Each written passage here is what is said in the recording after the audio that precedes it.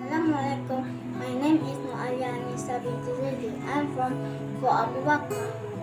The title of my story: The Mouse, the Bird, and the Sausage.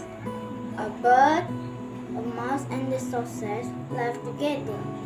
The bird was in charge of getting wood from the forest every day. The mouse had to get water and make the fire. The sausage was in charge of cooking. They lived happily until one day the bird met another bird who told him that his work was the most difficult, while his other friend has easy job. The bird refused to go to the forest the next day, demanded that they should exchange their work.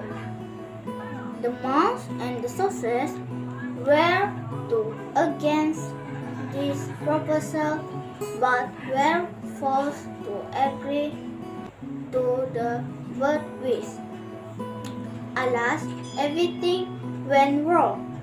When the slipped down from the tree and was eaten up by a dog, the mouse burned itself and crashed.